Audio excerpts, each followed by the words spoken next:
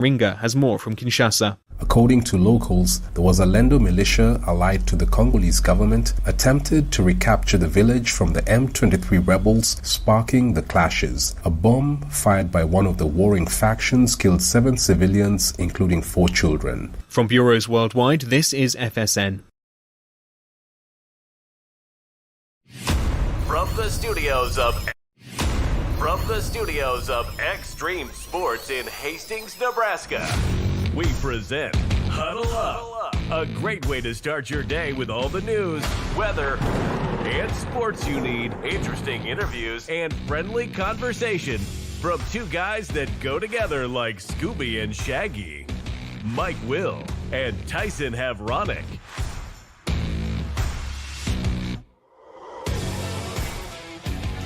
Everyone, welcome to another edition of Huddle Up here on Extreme Sports, and welcome to a Tuesday, the 21st day of October for 2025. Mike Will, Tyson Havronic, ready to start your day with all the news, weather, and sports that you need to get out the door here this morning. Lots of things to talk about again today. We've got the brand new AVCA coaches poll out. Nebraska is still ranked number 1 in the nation there. The Huskers currently sitting at 18-0 in the season. Nebraska junior middle blocker Andy Jackson has received an accolade from the Big Ten Conference. We'll tell you about that coming up. The kickoff time has now been set for the Nebraska-USC football game, which is coming up on November the 1st. We'll tell you about that coming up as well. The new NAIA football coaches poll is out this morning. 4 teams from the Great Plains Athletic Conference are ranked in the top 25 this week. Exciting day yesterday for state softball as all 3 state champions were named in all 3 classes, including 2 from Central Nebraska. We've got Major League Baseball, the NFL to talk about. More comments from Husker head coach Matt Rule coming your way this morning about Nebraska's loss on Friday night to the Minnesota Golden Gophers. And we expect to talk with Hastings St. Cecilia softball coach Matt Rosso on the program here this morning as well. So all that and more is coming up for you as we welcome in Tyson Havronic from the Western Studios. Good morning, my man. You've got to turn your microphone on. Gonna have to unmute the microphone for this part. Yeah. Turn it on. Good morning. An exciting day yesterday at the state softball championships. First 2 games out of the chute, walk-off fashion. St. Cecilia, 1 out away, and you're sitting thinking, here's our time. And then Central City, of course, things start to unravel a little bit defensively for STC. Central City hits the 2-run bomb, and you're thinking, oh, well, gosh, is it ever going to be the Hawkettes' time? And then they're able to put together that bottom of the 7th and go off in walk-off fashion. And then, you look over at Class B and Mitch Sad and 3rd state championship for the Northwest Vikings as they're able to claw back and get back in that game against Beatrice, get the big tying hit and playing a little small ball and, execution defensively just down the stretch with the nerves, man. That's a state championship.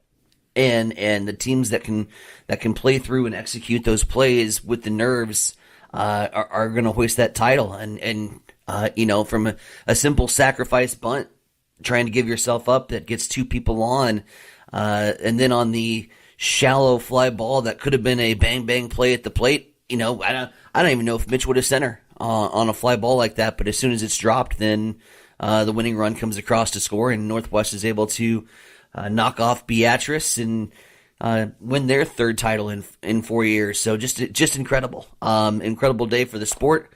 Unbelievable that it's at UNL's Bowling Stadium.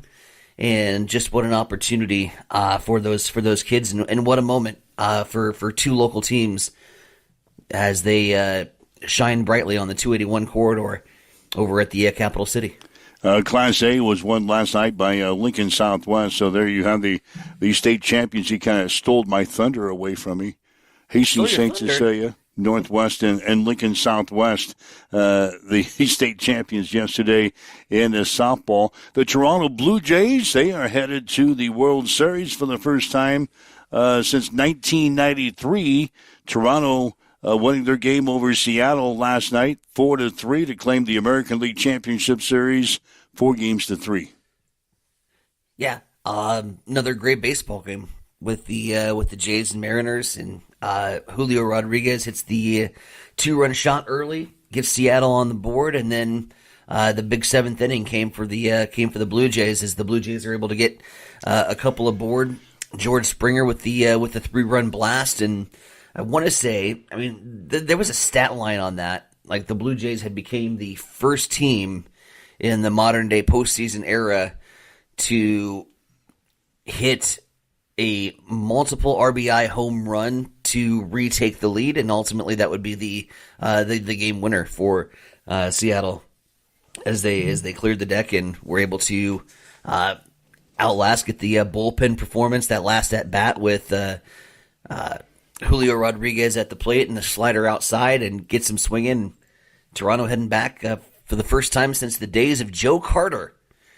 That's throwing a name back at you from the early 90s Blue Jays lineup. But Toronto back going up against the Dodgers should be a lot of fun, as I think we have got Coach Rosso on the line. Yeah, we're going to talk some St. Cecilia softball right off the bat here this morning. You're waking up with Mike and Tyson. This is Huddle Up on Extreme Sports.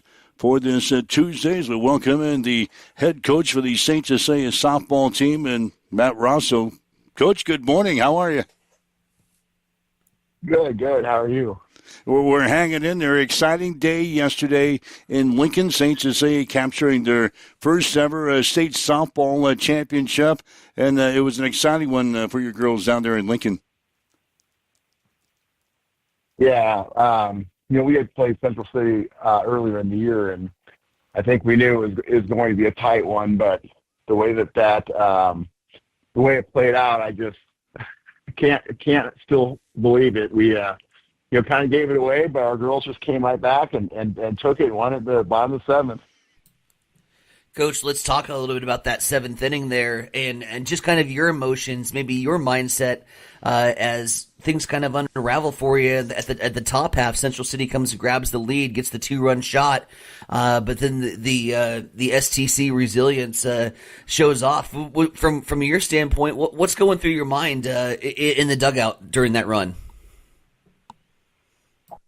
Yeah, I mean, it was an emotional thing. We had misplayed a couple balls also, that got us to that point. So when that ball went over the fence, it definitely deflated the team. And from my perspective, I was just trying to stay positive and, just try to get that next out and get back in the dugout, because I knew we were still, within reach for sure. But it definitely deflated us, and, to the point then where Emerson Kissinger hit that double in her at bat. At that point, then I thought, okay, now we've got a chance now, and some other good things happened for us that inning, and we have scoring away around with Kyler Widener, and that's just it really went from absolutely deflated to elated in like probably 9 minutes. So yeah, it was great. Yeah, Madison Bauer won it for St. Cecilia, a walk-off single in the bottom of the seventh inning. She also had a 2-run triple in the first inning of play to give you guys your first early lead, and had a double in the ball game. Talk about Maddie's performance yesterday, a wild one for you. Yeah, Maddie had a really good state tournament, and she's a sophomore, and even last year as a freshman, she had a great state tournament. She just has a lot of confidence and doesn't seem to get too rattled at the plate, and just really, believes in herself up there, obviously, especially in those tight situations. So that hit to get us going there in the first was huge for us. That was something that, those 2 runs, just being up 2-0, is a big thing early in the game. Coach, let's just talk a little bit about this St. Cecilia softball program as a whole. This is a team that made it to the state tournament for the 7th consecutive year. A team that really, since being breathed into existence, has been successful, not only in Class C but at the state level. To finally get that state championship, Just talk about the program, its work ethic, and what's been the key for such consecutive success. Yeah, so I mean, obviously the key is the players. A lot of hardworking kids have come through the program from when it just started, and our assistant coach Natalie Kissinger, she was the first pitcher we ever had, and I think to Shea Butler and that whole group, and just kind of all the kids who've come through are very hard workers, and I think the program has started and those first couple of years, the goal was, hey, let's win our first game, and then yesterday before our game, there's a lot of those kids were in the stands, and we were just like, hey, now it's time to take that last step. Now it's time for the program. We are ready to go take that last step, and that's what the kids did. You talked about a couple of pitchers there, Coach, in that last answer. We got a heck of one in the circle for you guys this year, and that's your daughter, Audrey Rosso. She is just a warrior out there. She threw most of the innings during the season, had a good outing yesterday. Just talk about her and what she meant to this softball team. Yeah, she really, really stepped it up postseason. In the past, in the past, she's been out there a lot postseason in her 4-year career, and in the past, sometimes you get beat up. Not many people leave that last game a winner. Only one team does, and I think it was really, really good to see her step it up like she did. And honestly, yesterday she probably did not have her best stuff.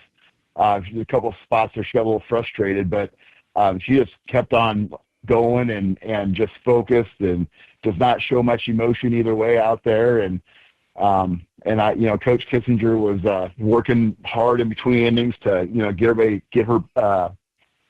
get them on the same page up there. But it was really, really nice to see. Coach, lastly, I just wanted to talk and touch up on the.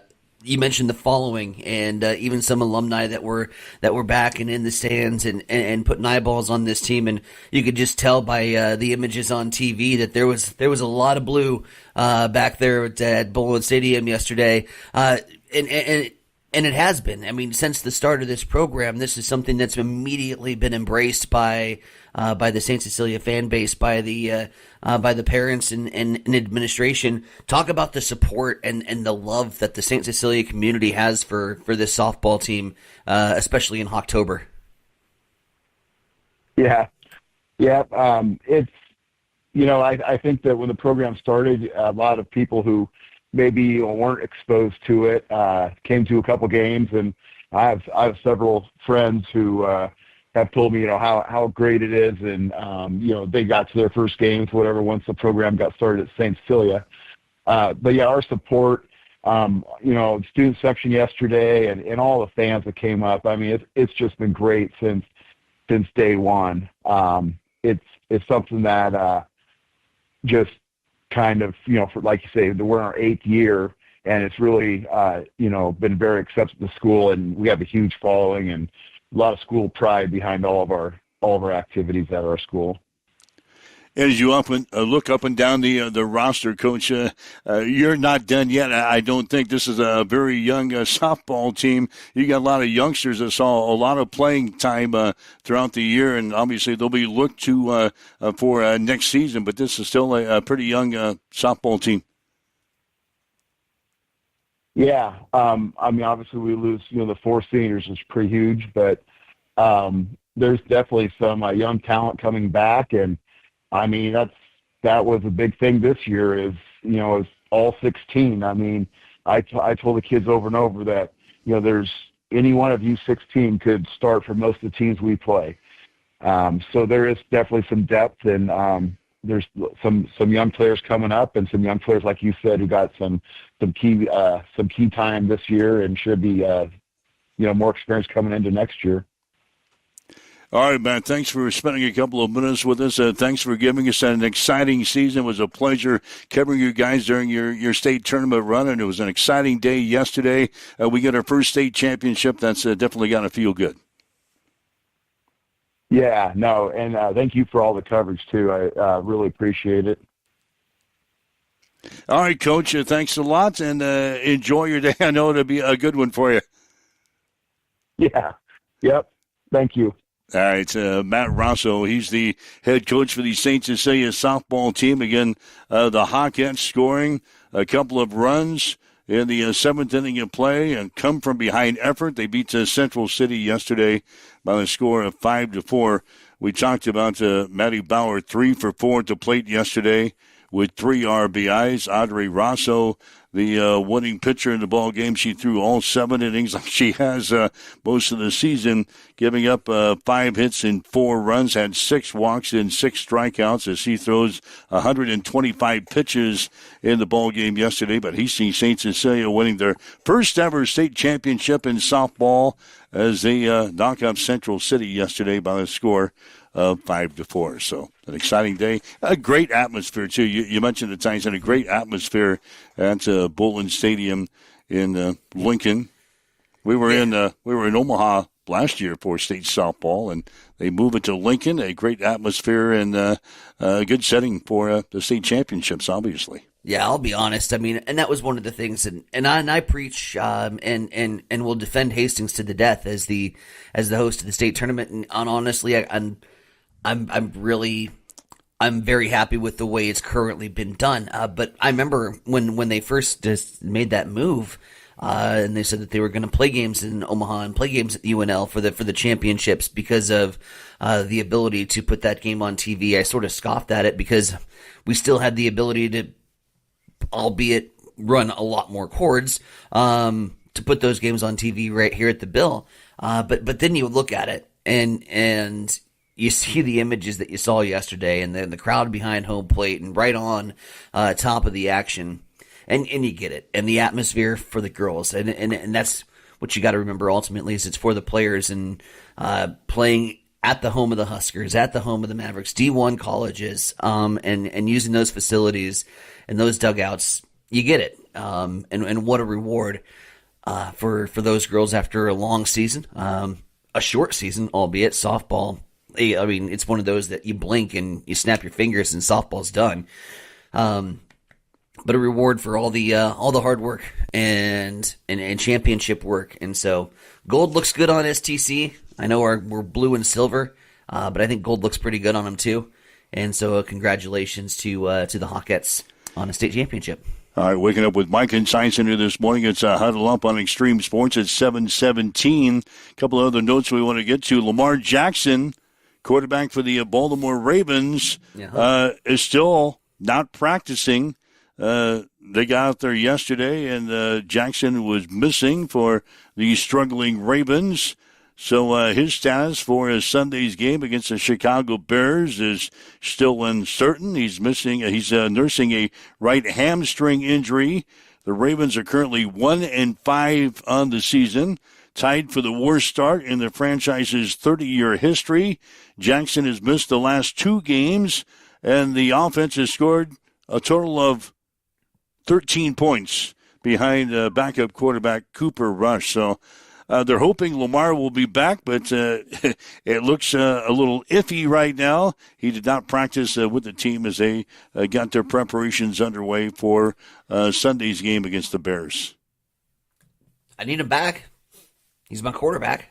He's your fantasy guy? He's my quarterback. I'd really like to give him back. Yeah, needless to say, you've lost 2 games, too, in the fantasy football, 2 games in a row, while Lamar Jackson has been sitting on the sidelines. Yep. I mean, I'm feeling it with Baltimore. As, he was one of those guys that I looked at that quarterback slot on draft day, and I said, there's 3 guys that Jaden Daniels, Josh Allen, Lamar Jackson. There's 3 guys that I'll go up and I'll reach for a quarterback because their point differential is that much more than 4th through 30th. And Jackson was one of those guys that I went up and reached for. We got off to a beautiful start to the season, and we've been on the slide. Justin Herbert's putting up great numbers. Don't get me wrong. I mean, he's a great backup for me. But we could really use Lamar Jackson back in that that lineup. Jake Myers, by the way, he got 9 points, not 27, but he got 9. So it made that scoreline a little bit more competitive at the end of the day. But you still lost. I know. But I'm still in first. But your lead has shrunk to... Thanks for noticing. Yeah. We talked about coaching fires here the past couple of weeks. We had one yesterday. And now Florida State head coach Mike Norvell could be on the hot seat after his 4th straight loss. Athletic director Michael Alford said in a statement yesterday that a comprehensive review of the football program will happen when the season ends. The Seminoles opened the year with a 31-17 win over Alabama, started 3-0 before a Friday night double overtime loss to Virginia began their 4-game slide. Florida State has lost all 4 games by 1 score. And going back to last season, Florida State has lost 9 straight ACC games. Yep.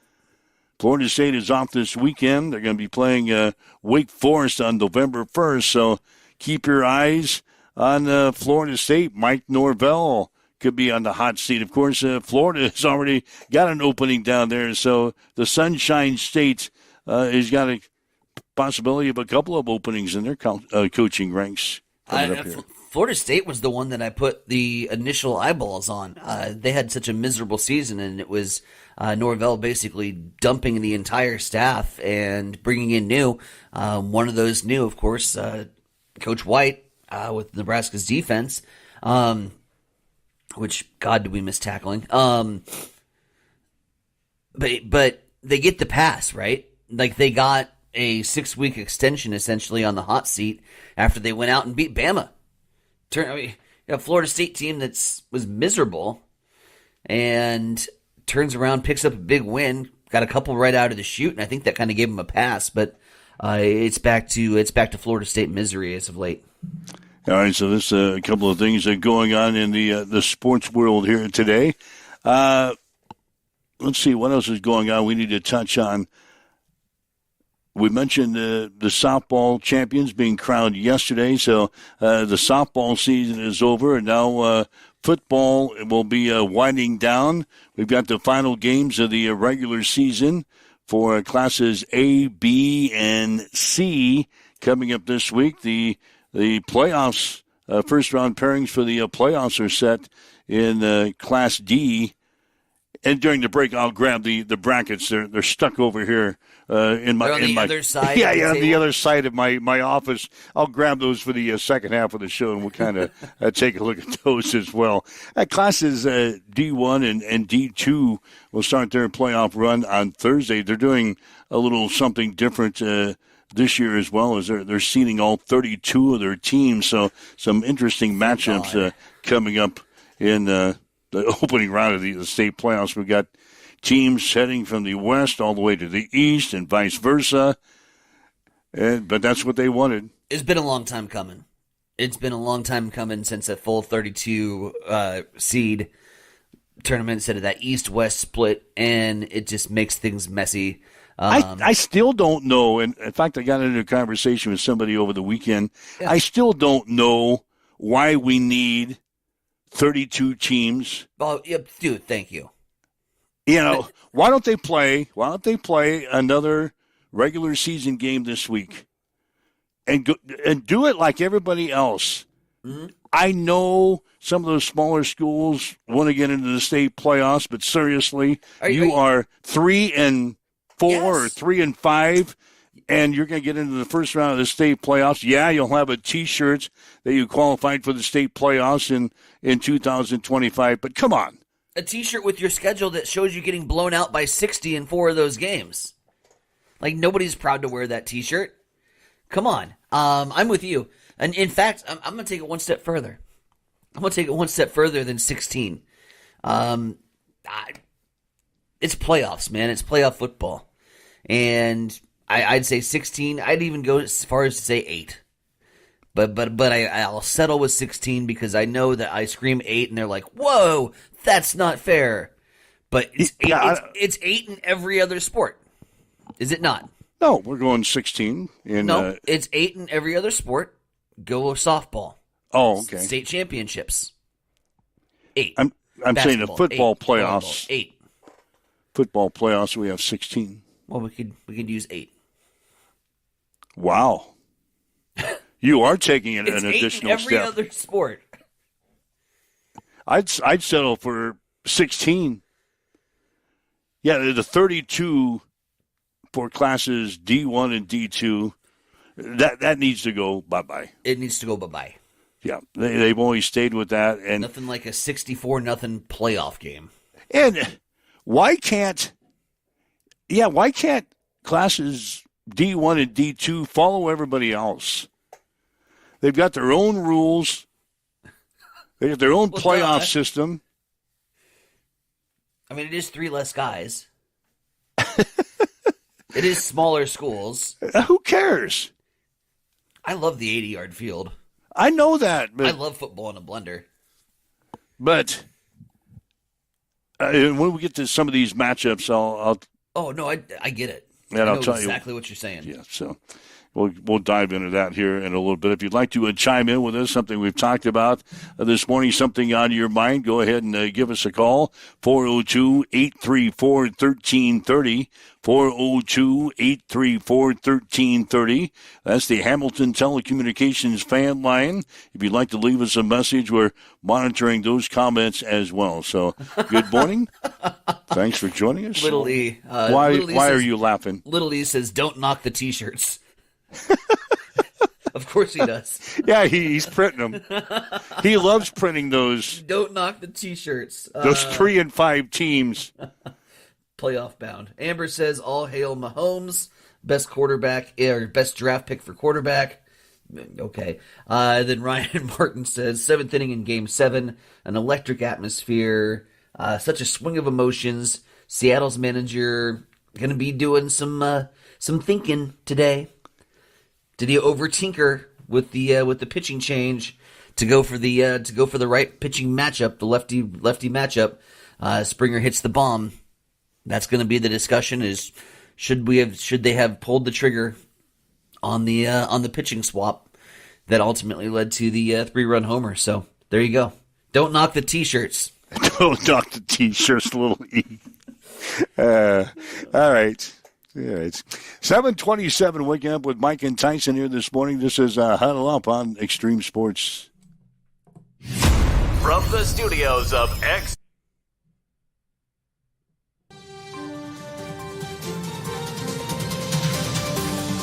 It's time for a morning news update on Extreme Sports.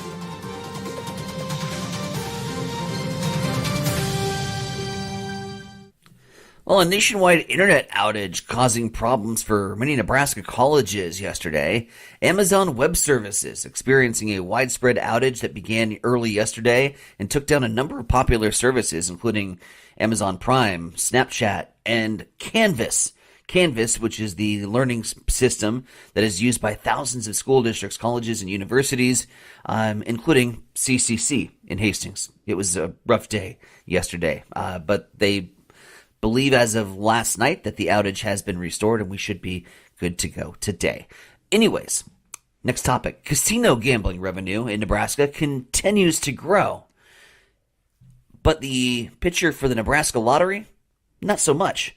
Nebraska Lottery sales declined by more than 16% at the end of the fiscal year, according to a report that was released yesterday. The $36 million drop in sales also resulting in a nearly $10 million decline in the lottery's transfers to the beneficiary funds.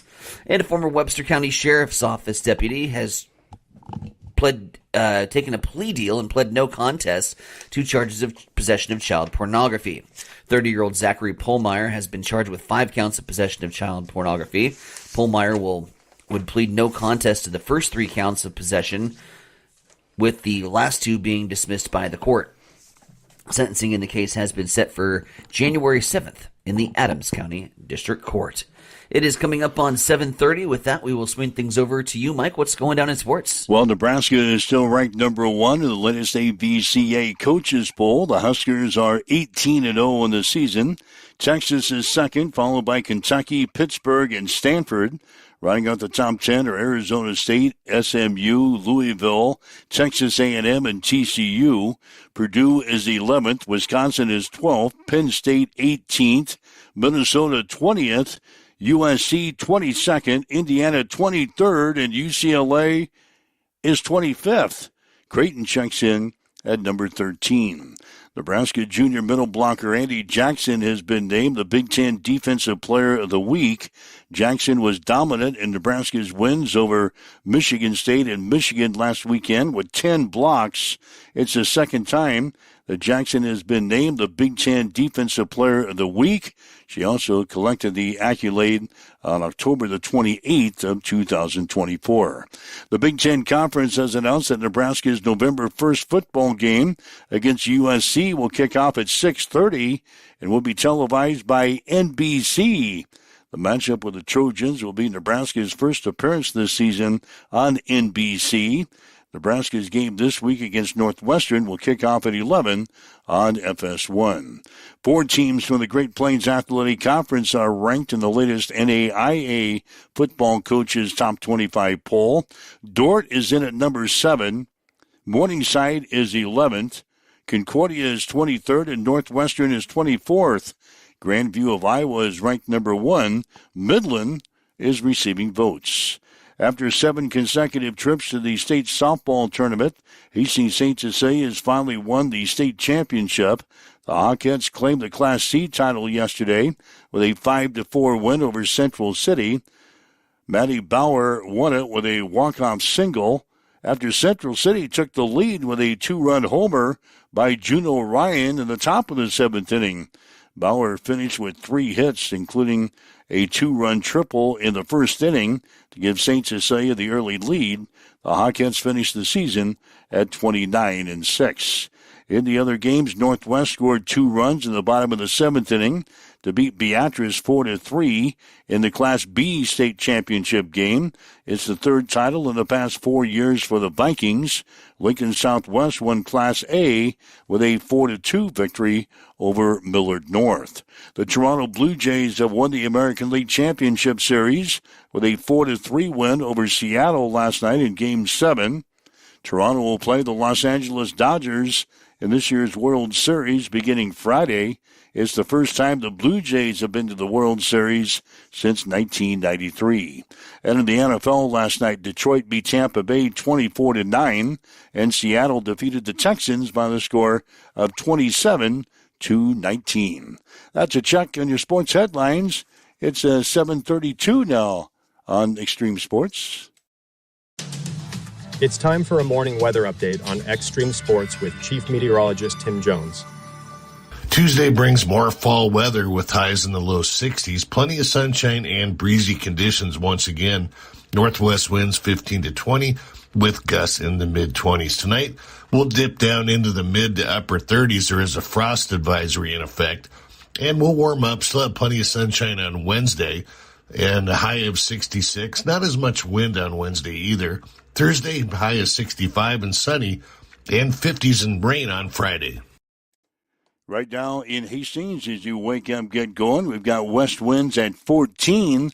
Tim stands at 41 in Hastings. The wind chill, let's pull this out this morning. The wind chill is at 26 at Extreme Sports.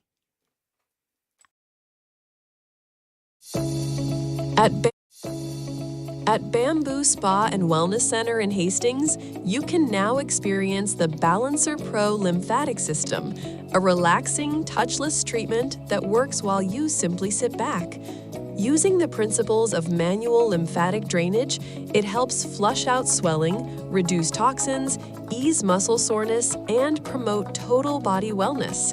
Whether you're recovering from surgery, looking to contour and tone, aiming for weight loss, or just wanting to feel lighter and more energized, the Balancer Pro lymphatic system delivers results you can feel immediately. Perfect for athletes, post-op recovery, detox, or anyone who just wants to look and feel their best, because it's for everybody with a body. Come try it today at Bamboo Spa and Wellness Center, 208 South Burlington Avenue, Suite 101 in Hastings. Connet Auto Care is the trusted name in automotive repair and maintenance services in Hastings. We're a gold-certified Napa Auto Care Center.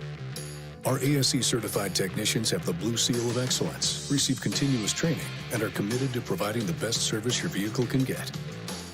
Whether it's preventative maintenance, major repairs, or just an oil change, Connet Auto Care is here for you.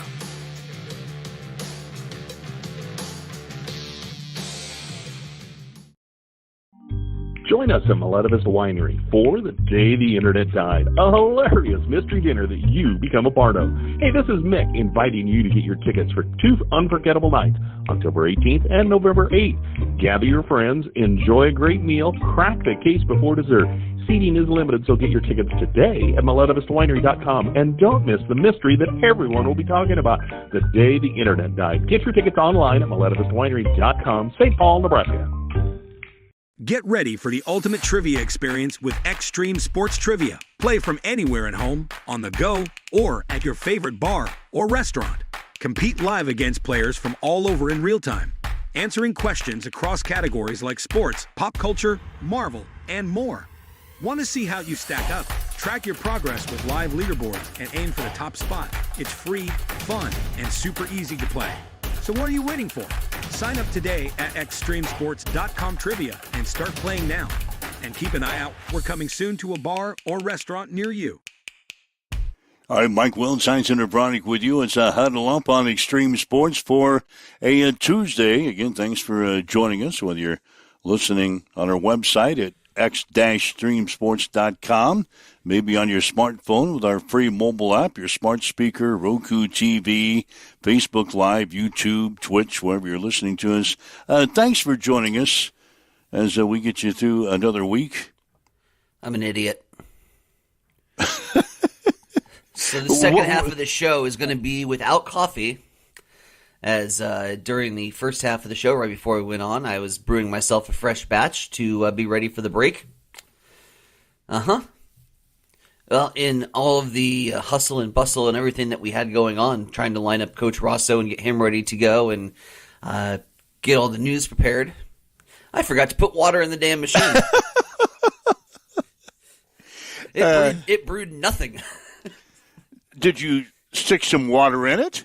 Put some water in now and during the break, so we got a fresh pot brewing, but it's going to be a little bit more delayed than usual. So the second half without coffee, watch out, it could get feral. Well, if you need to get up, just let me know. If you need to get up, I might get up during the coach comments. Run out to the cafeteria to get yourself some coffee during coach speak. During "Woe is me," Matt Rule comments coming up here.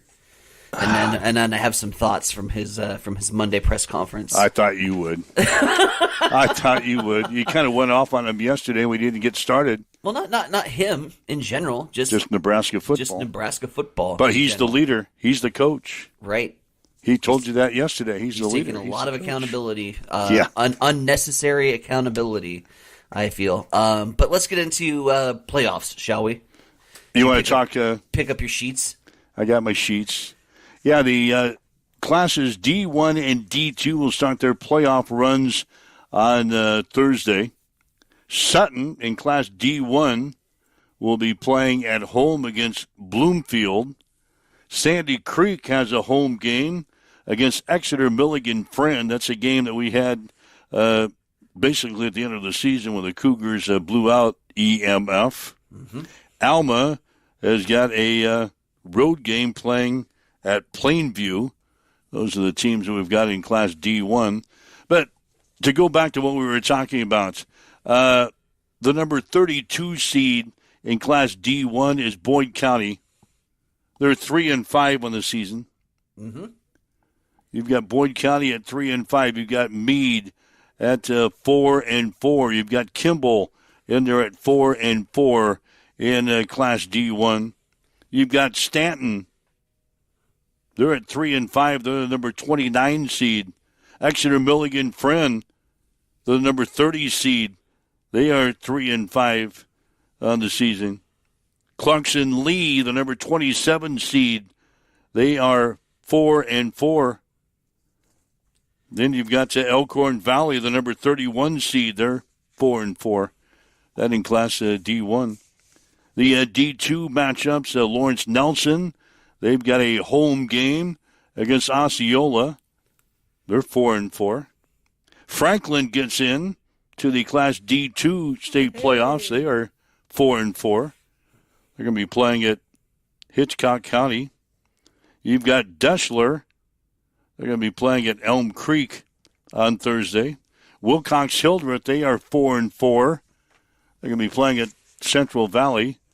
But, yeah, you've got teams that are 3-5 in the Class D2 as well. So that goes along. 500 record. Yeah, that's what we talked about in the first half hour of the show. Why do we continue to put 32 teams in Classes D1 and D2?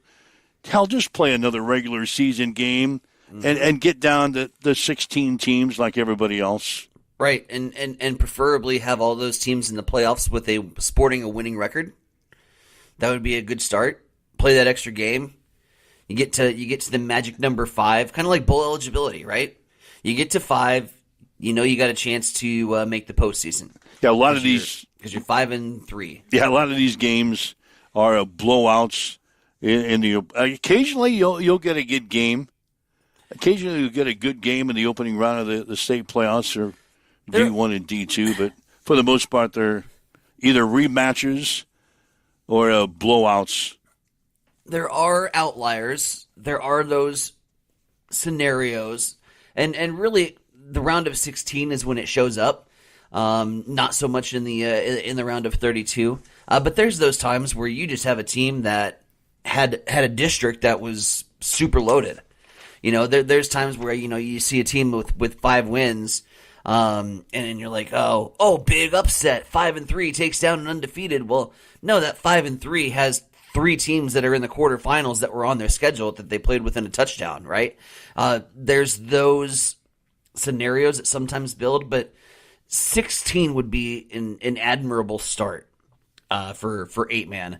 And I know that it's based on just the number of schools that are in the class, right? There are more 8-man schools than literally all the other 4 classes combined. I get it. But at the same time, like, there's no reason that your playoffs should have 32 teams where half the state is in, and half of these schools, are sporting a 2-6 or a 3-7 record. Not 3-7, excuse me, 3-5, 3-5 record. Got to at least have a winning record to be postseason eligible. Unless you're in the T-shirt business like Little Lee. Unless you're in the T-shirt business. That's great. Don't knock the T-shirts. Martin in agreement with us. Brian Martin, NSAA football official. First round in 8-man games are always blowout games. Come on, man.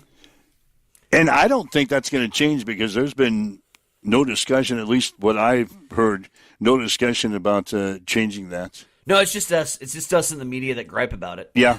We're the only ones that are circulating the conversation. The people that cover the games, we're basically on the outside looking in. So NSAA can't hear us over the cash. Yeah. They're counting their money. Yep. So, anyway, the state playoffs for D1 and D2 get underway Thursday. Everybody else will play their final regular season games coming up on Friday, and we'll have action for you as well on Friday night here on Extreme Sports. All right, let's move on. Matt Rule, his regular Monday news gathering in Lincoln, and it really centered on the rehash from the previous game, losing to Minnesota on Friday night. The coach says that his team obviously is looking to bounce back after a dismal performance against the Gophers on Friday. Really bad loss on Friday night. Not much else to say about it. 7-6 at the half and got outplayed in the second half. So that starts with me. We preach ownership, and I did not have the team prepared to be the more physical team. Credit to Minnesota. They were the more physical team, and they made the plays you have to make to win the game, and I have a lot of respect for that. So fortunately for us, we have another opportunity this week versus a really hot Northwestern team that plays very much the same way. Excellent defense, can really run the football, dynamic wide out. So we'll have to show up much better than we did last Friday.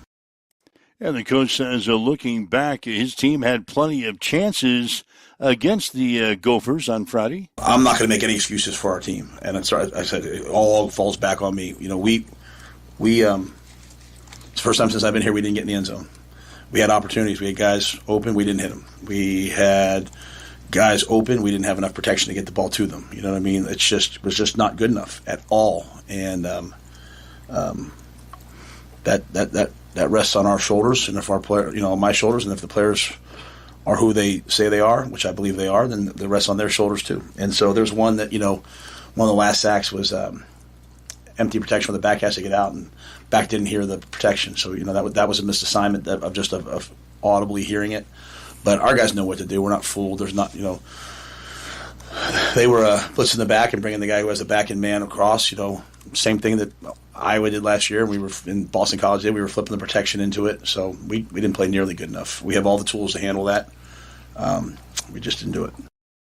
Also talked about the play of Husker quarterback Dylan Raiola, who was sacked 9 times in the ball game on Friday night.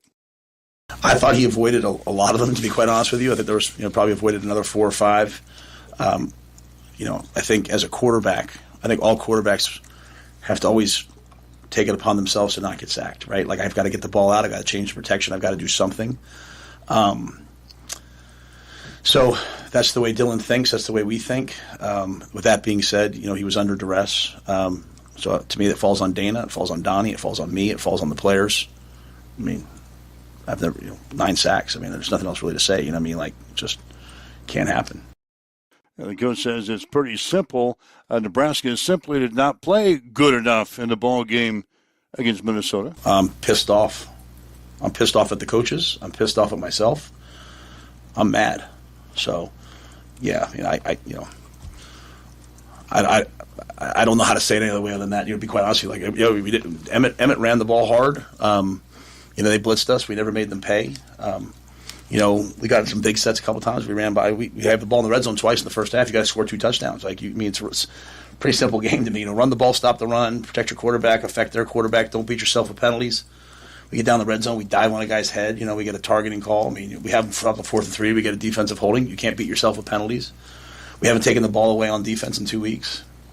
Those things all fall on me. I'm the head coach, and so I don't mean to minimize it. I don't know how to answer it with you. You're exactly right. Everything that you guys are going to bring up, you guys are right about. To be quite honest, I'm bringing the same things up. You can't give up 9 sacks. You got to run the football. You got to convert third downs. I think we were 1 for 5 on third down in the first half, right? And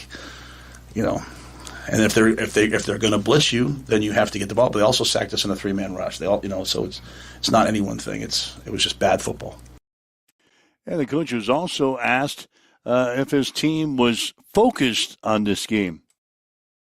They were excited to play. They were fired up. There was juice on the sidelines. There was energy. We came out early on, and it's just the football wasn't good enough. And I think once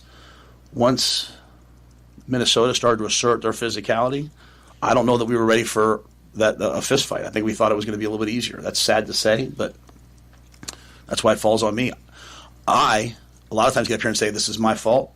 I told the team the entire week that this was a tough physical team and this would be a battle. And I had even assistant coaches like, man, why do you keep crowning them? I'm tired of that, man. You better respect every team you play, especially when you're at Nebraska. People are going to get excited for you. So I'm not letting us off the hook by saying, hey, we weren't, what I mean? That's just like they played better than us. Credit to them, credit to them. So we move ahead.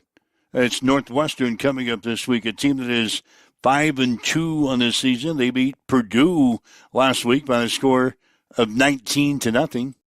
They're really physical. They play really, really hard.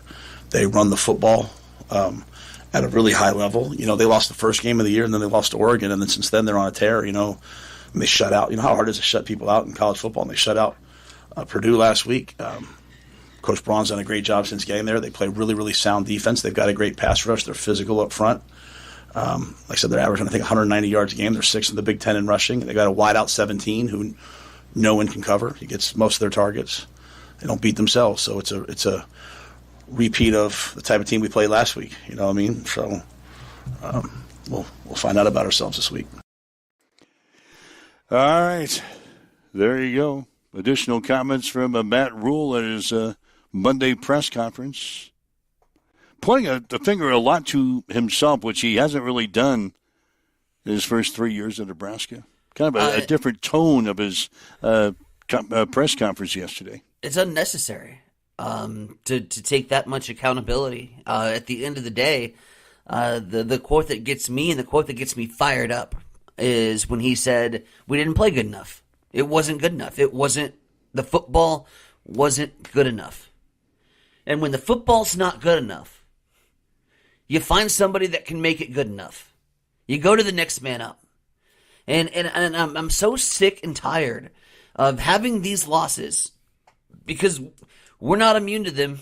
This isn't something that's brand new to the Nebraska fan base, where there's hype, there's build-up, there's excitement.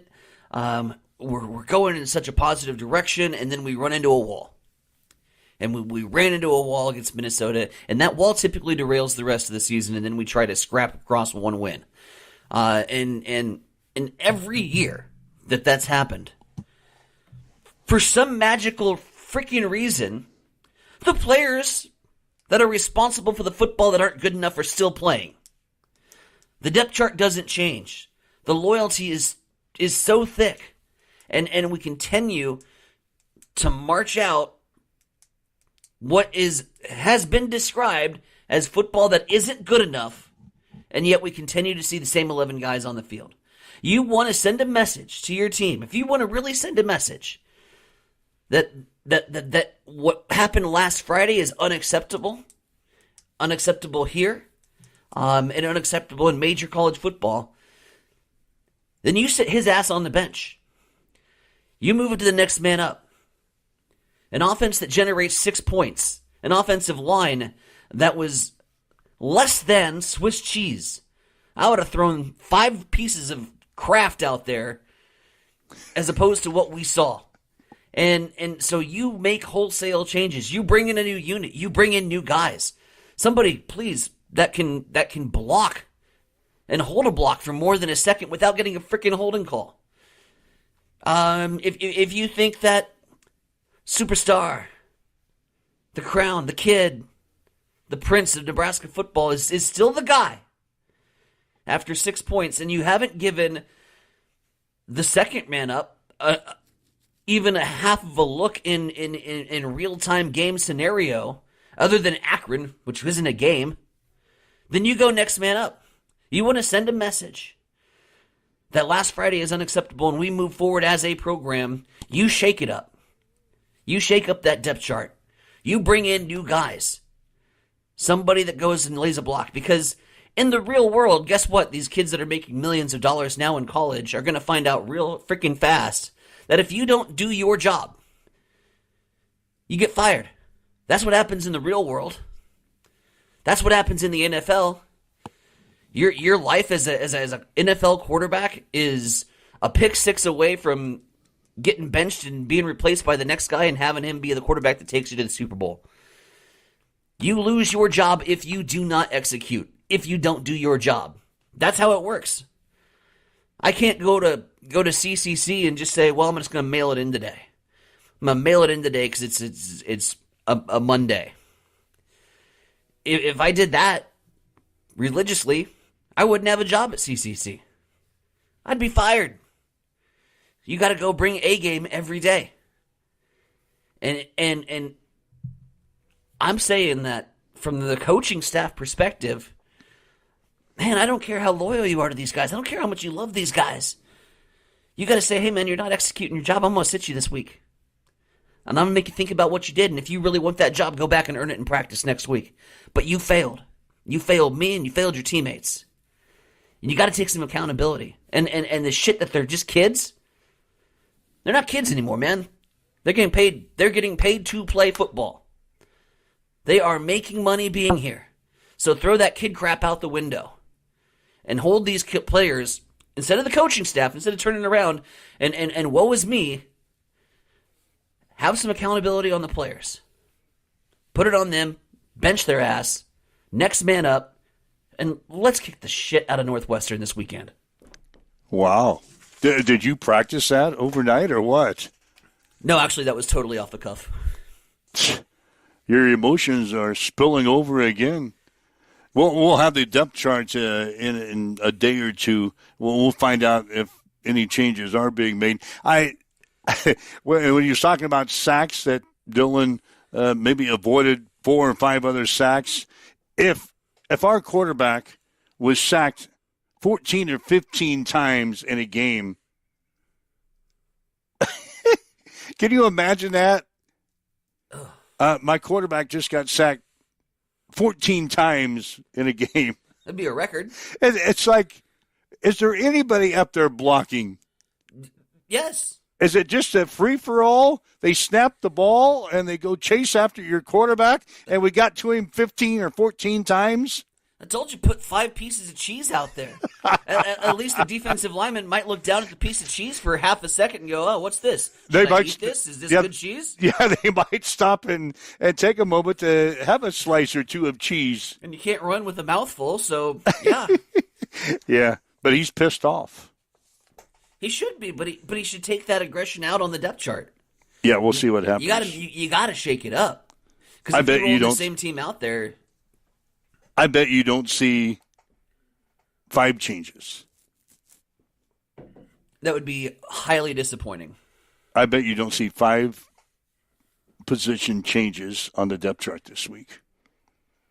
So, just my thoughts. Maybe I'm wrong. Maybe he is going to shake it up after they go through everything this week, but I bet you don't see 5 position changes on the depth chart. But we'll see. 7:56, waking up with Mike and Tyson here this morning. It's a Huddle Up on Extreme Sports. It's time for a morning news update on Extreme Sports.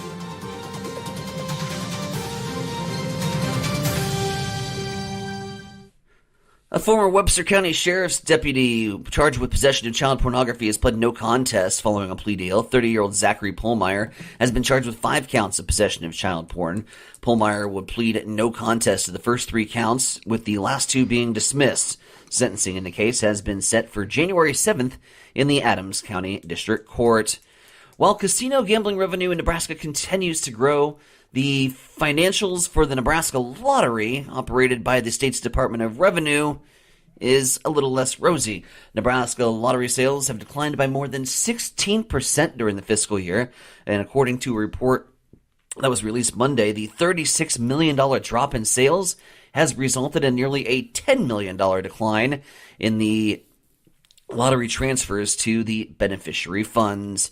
And a nationwide internet outage causing problems for many Nebraska colleges and universities yesterday, as Amazon Web Services, AWS, experiencing a widespread outage that began yesterday morning and took down a number of popular services, including Prime and Snapchat, but more importantly on the education side, Canvas. That's a learning management tool that is used by thousands of school districts, colleges, and universities nationwide, including Central Community College, as I got to experience firsthand. The crawl. But it gave our class a great opportunity.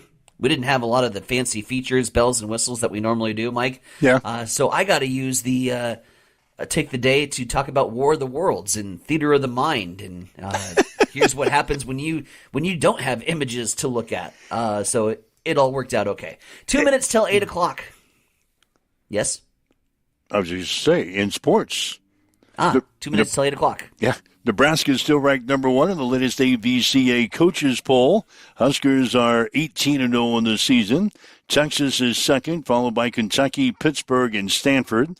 Rounding out the top 10 are Arizona State, SMU, Louisville, Texas A&M, and TCU. Purdue is 11th, Wisconsin 12th, Penn State 18th, Minnesota 20th, USC 22nd, Indiana 23rd, UCLA 25th. Creighton checks in at number 13. After 7 consecutive trips to the state softball tournament, Hastings St. Cecilia has finally won the state championship. The Hawkettes claimed the Class C title yesterday with a 5-4 win over Central City. Madison Bauer won it with a walk-off single after Central City took the lead with a 2-run homer by Juno Ryan in the top of the 7th inning. Bauer finished the day with 3 hits and 3 RBIs, including a 2-run triple in the first inning to give St. Cecilia the early lead. The Hawkettes finished the season at 29-6. In the other games, Northwest scored 2 runs in the bottom of the 7th to beat Beatrice 4-3 in the Class B state championship game, the 3rd state title in the past 4 years for the Vikings. And Lincoln Southwest won Class A with a 4-2 victory over Millard North. That's a check in your sports headlines at 7:59. It's time for a morning weather update on Extreme Sports with Chief Meteorologist Tim Jones. Tuesday brings more fall weather with highs in the low 60s, plenty of sunshine and breezy conditions once again. Northwest winds 15 to 20 with gusts in the mid-20s. Tonight, we'll dip down into the mid to upper 30s. There is a frost advisory in effect. And we'll warm up, still have plenty of sunshine on Wednesday, and a high of 66. Not as much wind on Wednesday either. Thursday, high of 65 and sunny, and 50s and rain on Friday. West winds at 14. We've got partly cloudy skies. It is 41 in Hastings at Extreme Sports. At Bamboo Spa and Wellness Center in Hastings, you can now experience the Balancer Pro lymphatic system, a relaxing, touchless treatment that works while you simply sit back. Using the principles of manual lymphatic drainage, it helps flush out swelling, reduce toxins, ease muscle soreness, and promote total body wellness. Whether you're recovering from surgery, looking to contour and tone, aiming for weight loss, or just wanting to feel lighter and more energized, the Balancer Pro lymphatic system delivers results you can feel immediately. Perfect for athletes, post-op recovery, detox, or anyone who just wants to look and feel their best, because it's for everybody with a body. Come try it today at Bamboo Spa and Wellness Center, 208 South Burlington Avenue, Suite 101 in Hastings.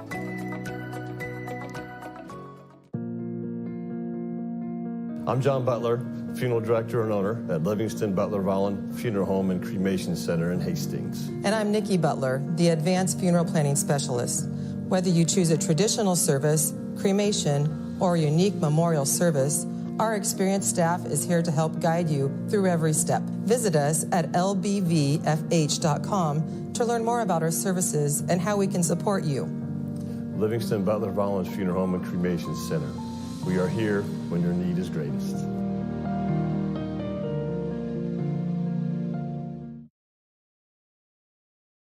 Hamilton has been providing IT solutions for businesses across the state of Nebraska for more than 3 decades.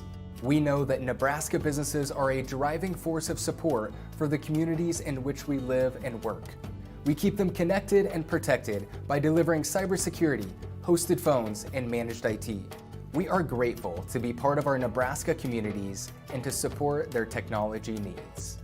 More information at All right, Mike Wells, Heinzen Product, huddle up for a Tuesday, kind of wrapping things up for the day.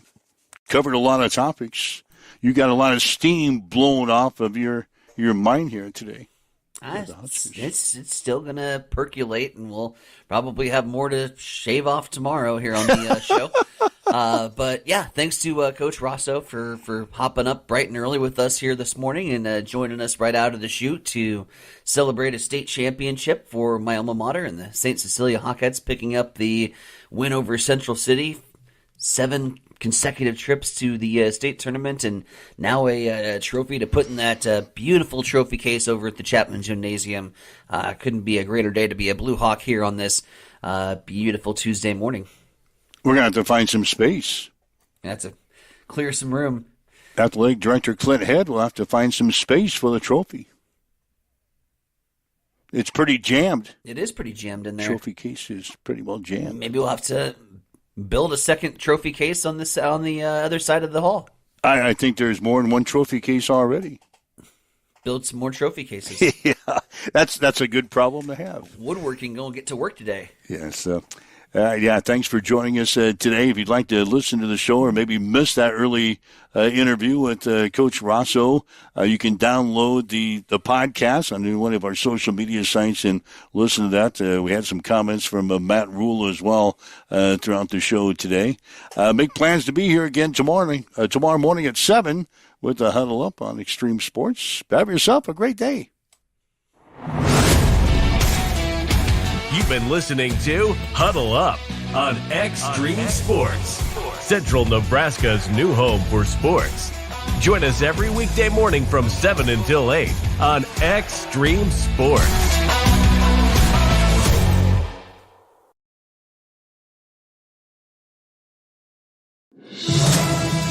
Because I would be worried if I'm Wes Reynolds in Indiana.